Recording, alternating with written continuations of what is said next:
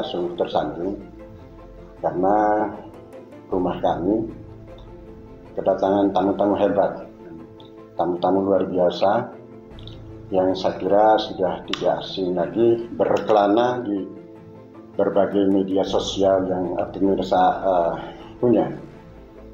Di sebelah sana ada, kalau saya manggilnya Bang Faktual, manggilnya begitu. Saya kebetulan sudah 2 kali bertemu beliau secara langsung, ketemu di darat, walaupun sering berinteraksi lewat dunia yang berbeda.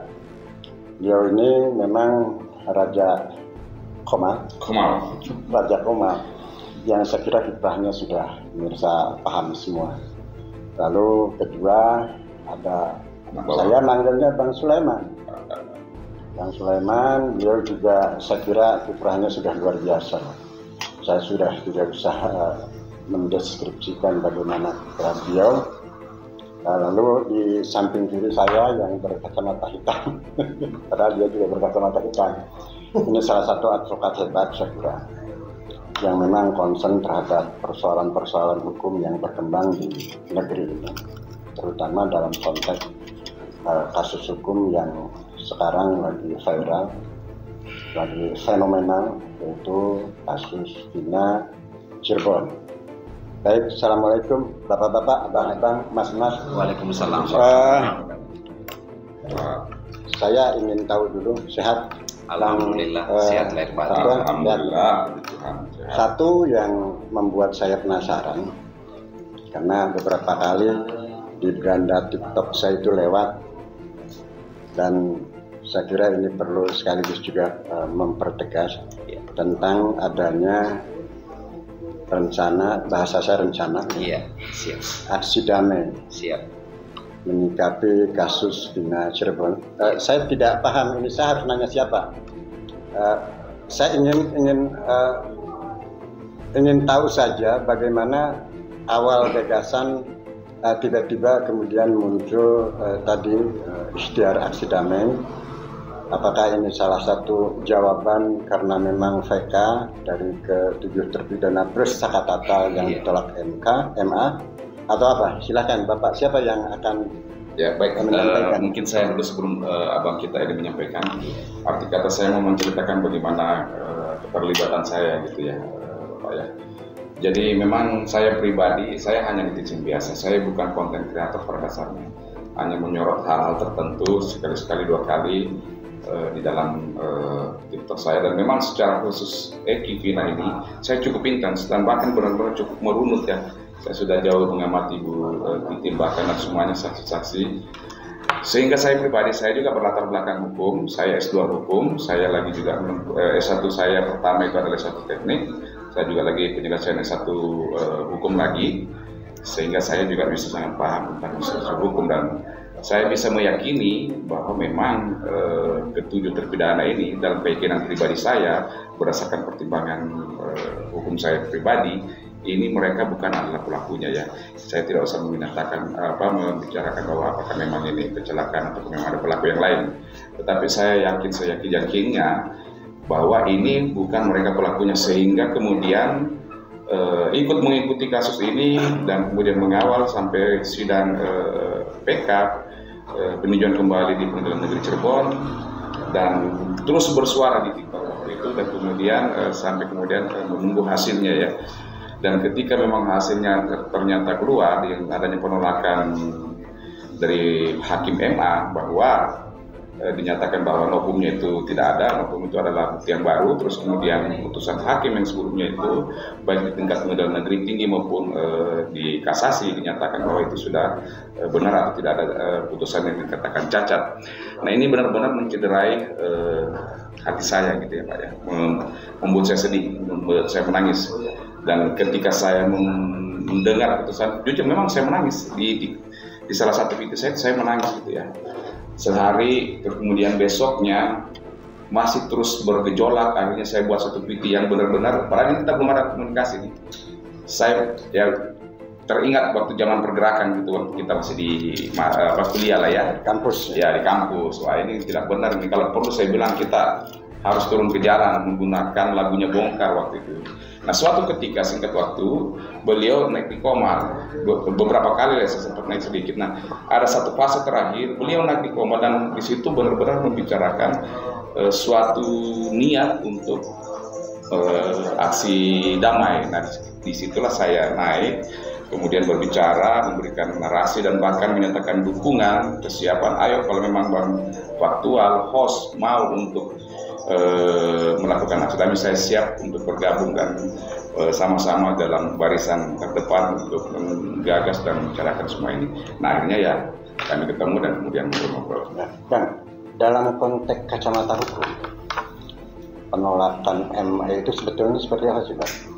Kalau menurut saya, kalau dari penolakan itu tidak berdasar ya, karena berdasarkan katakanlah dari saksi-saksi yang mereka katakan memang mereka pelakunya, menurut saya tidak berdasar, karena kita lihat dari SOP cara mereka melakukan penangkapan itu pun sudah menyalahi aturan, apalagi tentang penyelidikan dan penyidikan itu sudah jelas-jelas menyalahi aturan.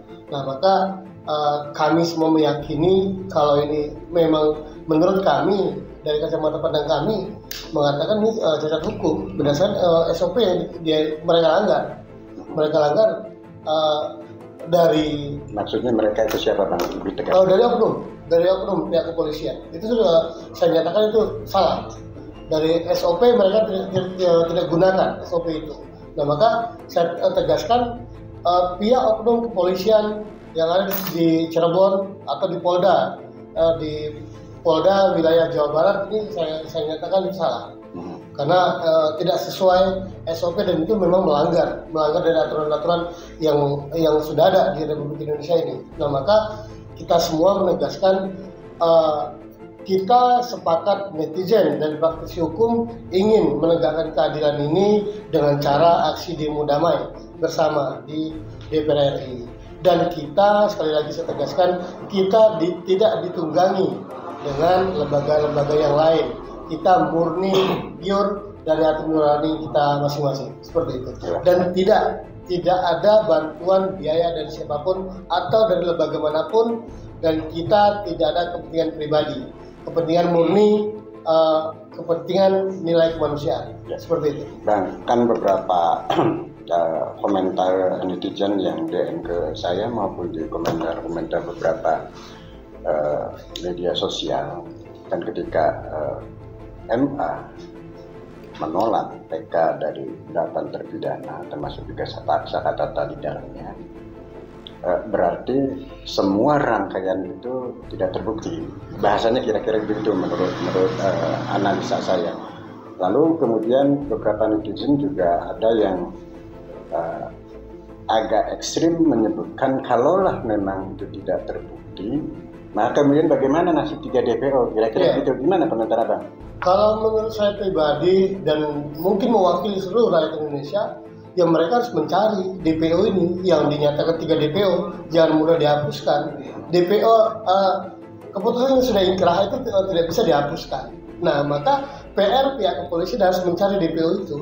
Jangan diabaikan dan jangan dilupakan hal seperti ini, karena ini sudah berkaitan dengan masa depan 7 anak bangsa yang terpenjara. Kalau saya mengatakan bukan 7 terpidana, tapi 7 anak bangsa yang terpenjara oleh akibat oknum pihak kepolisian yang tidak benar, seperti itu. Sedikit Bang, saya minta komentar Abang tentang proses penegakan hukum di Indonesia secara umum saat ini yang Abang rasakan.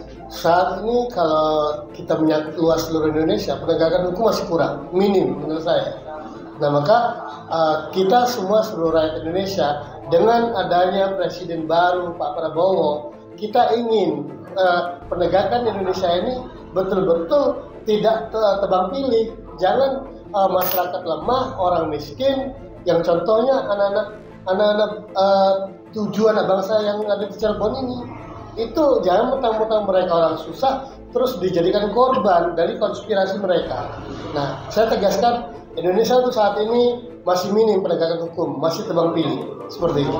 Karena tadi Abang bawa Presiden Prabowo, saya ingin minta komentar sedikit pula dari Abang terkait dengan kasus Bina Cirebon. bagaimana misalnya katakanlah kalau Prabowo secara paripurna masuk pada wilayah penanganan kasus Bina Cirebon ini. Oke, kalau berkaitan dengan menyangkut dengan presiden, ya kami ingin presiden ini mengeluarkan, nah kalau dikatakan amnesti rasanya tidak tepat menurut saya. Karena ini kan kalau kami meyakini mereka bukan pelaku. Nah maka kalau amnesti menurut saya nggak tepat. Namun kami ingin Pak Prabowo beserta jajarannya yang di DPR RI Komisi 3 tolonglah tergerak hatinya untuk mencoba kembali cross check ulang masalah yang ada kasus di Cirebon ini, di Vina Eki ini. Karena kami meyakini dari 7 anak bangsa yang terpenjara ini, kami ingin Pak Prabowo selaku presiden ikut hadirlah dalam hal penegakan hukum untuk 7 anak bangsa ini. Seperti itu. Terima kasih. Bang Faktual, saya kan mengikuti beberapa komal Abang, walaupun memang saya tidak pernah main. Ya. Karena saya tidak punya keberanian untuk naik di komal itu ini kan. Nah, beberapa statement dari katakanlah komal yang Abang, saya lupa lah waktunya kapan gitu kan. Ada beberapa komunitas atau kelompok tertentu yang nyinyir terhadap gagasan aksi damai itu. Abang gimana menyikapi kondisi begitu? Iya, jadi sebelumnya saya ucapkan terima kasih ya Pak. Jadi gini, saya sebagai komal ya selalu membuat komal diskusi, ruang diskusi dan edukasi. Kurang lebih setahun ini kita membahas mengenai kasus Vina Cirebon. Banyak dihadirkan oleh para praktisi hukum, hadir di dalamnya juga adalah teman-teman netizen, dan juga ada beberapa kelembagaan yang sudah masuk ke dalamnya. Jadi dari malam sampai pagi, dari pagi sampai malam kita diskusi kurang lebih 1 tahun. Lalu belum ada aksi wujud daripada perjuangan kami netizen. Maka saya dan bersama teman-teman mencoba menggagas, tadi sudah disampaikan oleh Bapak Insinyur Sulaiman MH, seperti itulah keberadaannya, bahwa ini adalah murni gerakan teman-teman netizen. Tadi juga disampaikan oleh Pak Denis ya, beliau juga praktisi hukum, menyampaikan bahwa kita tidak ditunggangi, kita tidak ada pesanan di dalamnya. Jadi pertanyaan Bapak bagaimana menanggapi mengenai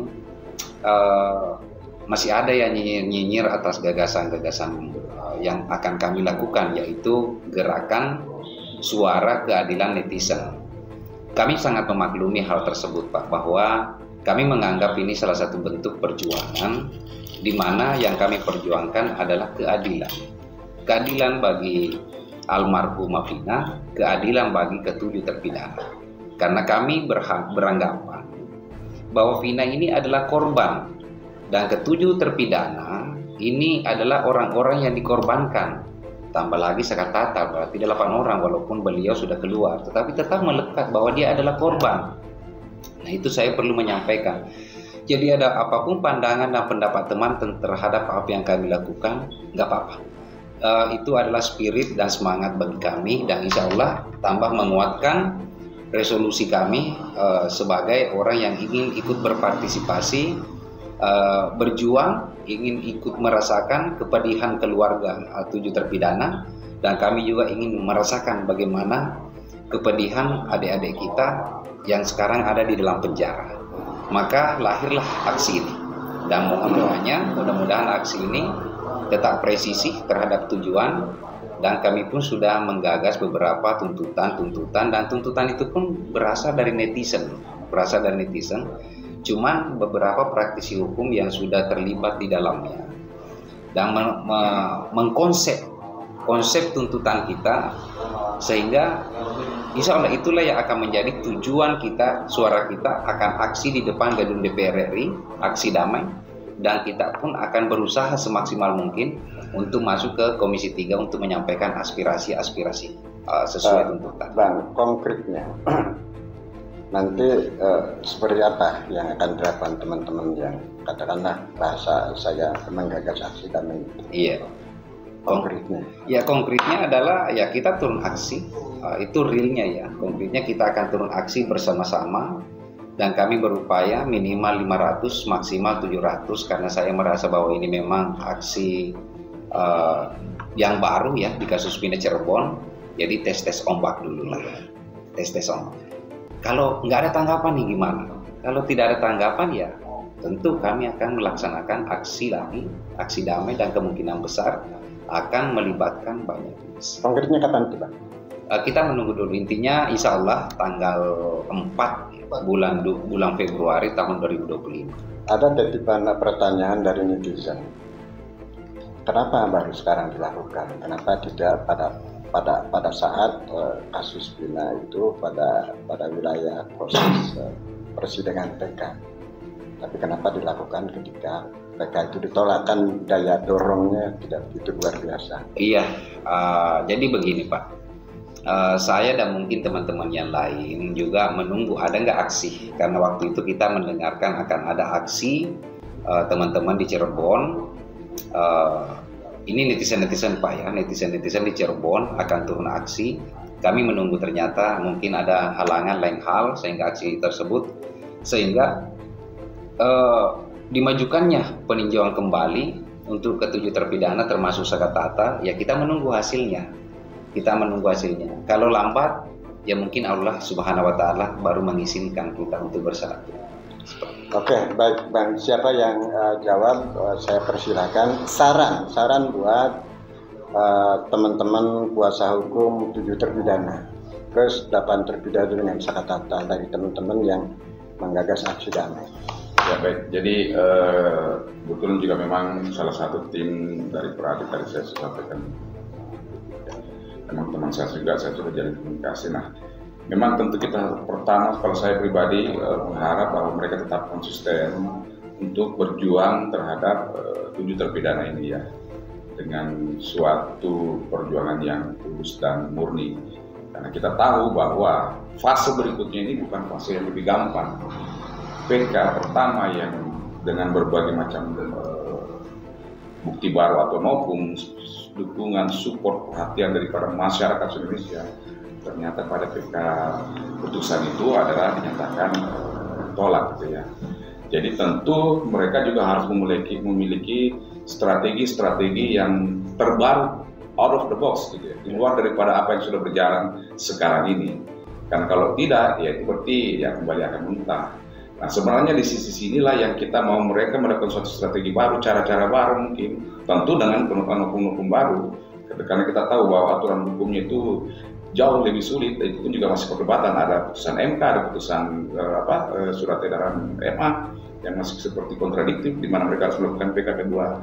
Nah dengan konsistensi dan suatu strategi yang baru, kami mau mendorong atensi daripada pihak Dewan Perwakilan Rakyat dan secara khusus Presiden Republik Indonesia Pak Prabowo untuk memberikan perhatian yang khusus terhadap kasus ini, sehingga secara hukum proses hukum yang selanjutnya dengan kita gerakan sosial ini bisa ketemu entah di DPR entah di ujung pemerintahan negara kita. Ya, satu lagi pertanyaan, otoritas, saran dari teman-teman semua terhadap otoritas peradilan di negeri ini, karena kan kalau kita lihat kronologis dari awal ya, siapa yang tidak menyangka kemudian PK itu ditolak.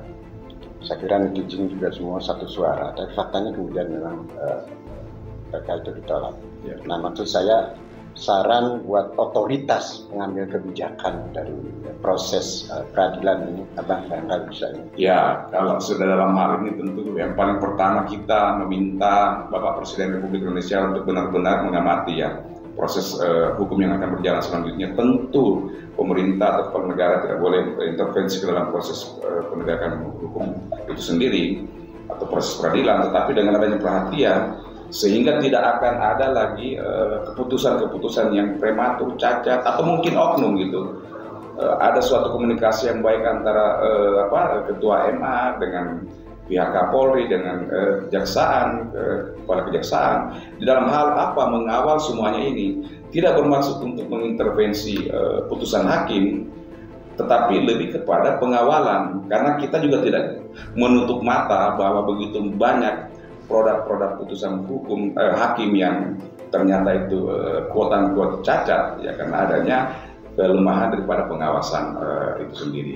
Ya, kemarin kita bisa lihat bagaimana mengenai putusan daripada korupsi dan lain sebagainya lah ya, kita tidak harus masuk sana. Tetapi poin daripada semuanya ini harus ada pengawasan yang kuat. Kontrol dari masyarakat sudah jalan, tinggal apakah pemerintah dan Dewan Perwakilan Rakyat mau juga untuk berpartisipasi memberikan pengawalan atau pengontrolan terhadap proses ini. Saran buat netizen terhadap aksi damai nanti. Ya baik, buat netizen seluruh Indonesia, saya Soleman sebagai penanggung jawab utama, ada ketua koordinator dan Bang Denny sebagai salah satu tim penanggung jawab juga. Kami berharap bahwa dukungan ini benar-benar kegiatan aksi damai ini benar-benar disupport, didukung.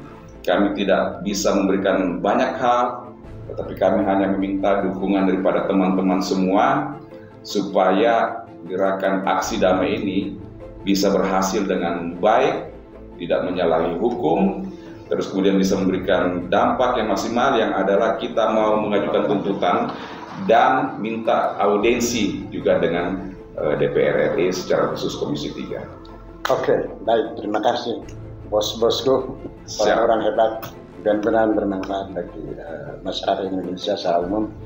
Demikian tadi pemirsa. Udah selesai. Mau ada yang sampaikan? Oh, silakan. Jadi biar nggak ngambang ya. Jadi gini, izin ya. Nggak di-mute kan? Biasa Pak. Pembuka Komal kan begitu. Jadi beliau mewawancarai host, yang biasanya saya mewawancarai host. Jadi gini Pak, salah satu energi positif yang aktif di dalam diri kami adalah bungkamnya anggota DPRD Kabupaten Kota Cirebon. Kami sesalkan hal tersebut, sedangkan beliau adalah orang-orang yang terlahir dari rakyat. Tugasnya adalah menyerap, menampung, dan memperjuangkan aspirasi. Ini bukan lagi aspirasi Cirebon, tetapi ini adalah aspirasi nasional. Saya bukan orang Banten, Pak, tetapi saya ikut prihatin. Di mana anggota DPR hanya minta suara? Kan kurang ajar yang kayak begitu. Izin Pak, jangan di ini. Saya tanggung jawab dengan omongan saya. Mana anggota DPRD Provinsi Banten, Provinsi Jawa Barat? Bungkam semua, tutup telinga dan buta semuanya. Ini kasus Pina Cirebon menjadi isu nasional bahwa ada ketidakadilan yang dirasakan oleh anak-anak yang tidak bersalah. Tumbal semua, ditumbalkan semua ini anak-anak ini. Lalu ada DPO. Kenapa kepolisian tertutup? Cari itu DPO. Mana kepolisian selama ini yang katanya mengayomi, siap melindungi? Nggak ada semua ininya. Nonsen semua kata saya. Ya saya perlu Pak, nah saya bertanggung jawabkan, jangan dipotong. Ya jangan di mute ya. Nah bukan cuma itu Pak. Buat apa Pak Kapolri menurunkan tim sus untuk mencari fakta-fakta di kasus Pina Cirebon? Hasilnya nggak ada. Jadi kita semua di prank semua. Kita ini hukum dijadikan canda-candaan oleh mereka. Saya rakyat Indonesia sama seperti kita semua. Boleh nggak saya mengkritik? Boleh dong saya kritik. Saya yang bayar mereka semuanya. Saya bayar gaji-gaji mereka semuanya. Fasilitas kami siapkan kok. Kami siapkan karpet, mobil, kemewahan. Kami pun hormat kalau ketemu beliau-beliau semua. Bangga kami ketemu sama mereka. Tetapi apa yang mereka perlakukan terhadap kita, yang mereka perlakukan kepada kita, tidak ada. Kasus Pina Cirebon ini kenapa nggak bisa dituntaskan? Teroris saja yang masif dan terorganisir gampang mereka cari. Jadi apa yang kesimpulan dari omongan saya adalah, saya menduga ada konspirasi di sini. Maka gerakan kita ini betul-betul ingin menusuk ke dalam, ingin melibatkan HAM. Kenapa? Karena kami menduga ada pelanggaran hak asasi manusia berat yang dilakukan oleh oknum kepolisian. Kenapa? Komnas HAM pada bungkam semua, tertutup semuanya. Nah inilah yang perlu saya sampaikan Pak, bahwa gerakan kami adalah gerakan murni. Dan saya perlu juga menyampaikan sama teman-teman semua, bahwa sebelum adanya fina-fina di wilayah-wilayah kita, maka disinilah kita diuji sekarang ini. Saudara siap bersuara? Mengganggu ini. Apakah saudara siap bersuara? Bersatu padu? Ini bukan lagi persoalan wilayah, Pak. Ini lagi bukan persoalan suku, tetapi ini persoalan keadilan sosial bagi seluruh rakyat Indonesia. Saya sebagai orang Sulawesi, tinggal di Banten, saya tidak ikhlas ada hal-hal seperti ini. Benar, Pak. Saya bilang kalau di wilayah saya pun seperti ini akan saya teriak. Di Cirebon terjadi begini pun saya teriak. Nah, lalu apa motivasi, apa yang teman-teman ingin lakukan? Jangan takut teman-teman semua. Ini aspirasi lahir bahwa ketiga DPO harus ditangkap. Bagaimanapun caranya.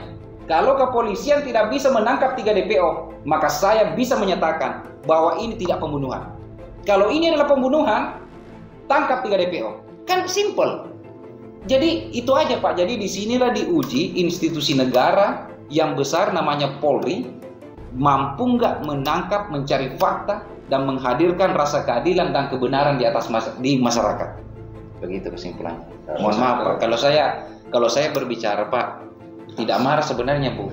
Tapi memang begitu, Bu, ininya. Jadi 2029 bisa masuk Senayan. Insya Allah. Mohon doanya, Pak.